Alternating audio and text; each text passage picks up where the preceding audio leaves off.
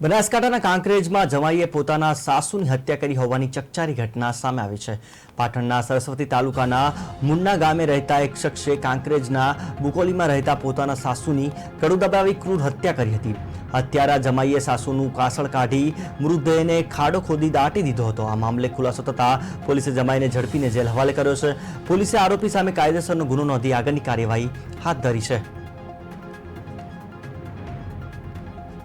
મરણ જનાર માલીબેન ધનાભાઈ રાવળ ના હોય ને એકલામાં એવું જણાવેલું કે મને સપનામાં આવ્યું છે અને બુકોલી નદીના સીમમાં સોનું નીકળે છે તેવી હકીકત જણાવેલી અને તેના બંનેઓ એકલાએ ભાગ કરવાનું જણાવેલું, જેથી માલીબેન ધનાભાઈ રાવળનાઓ એકલા આવેલા અને તેઓના પતિના ના પાડેલી હતી।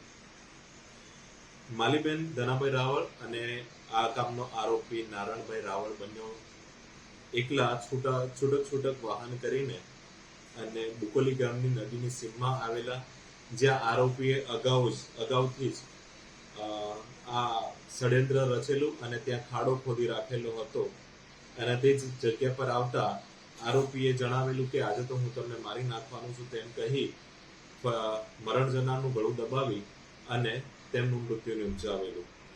જમાઈ ઘરે આવ્યા અને જમાઈ એવું કીધું કે આપણે ભાઈસન હગું જોવા જવું છે, એટલે એમના હાહુને હંગાત લઈ અને ભાઈસન હગું જોવા માટે નીકળેલા।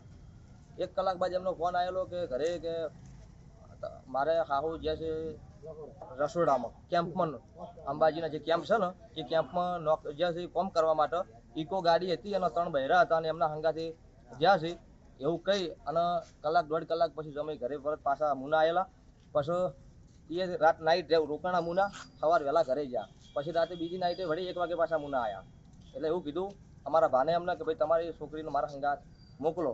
એટલે હવે અમારો જે ભાઈ છે ને એવું કીધું કે ભાઈ અત્યારે ના હોય, સવાર વહેલા તમારા હંગાત મોકલી દેવું।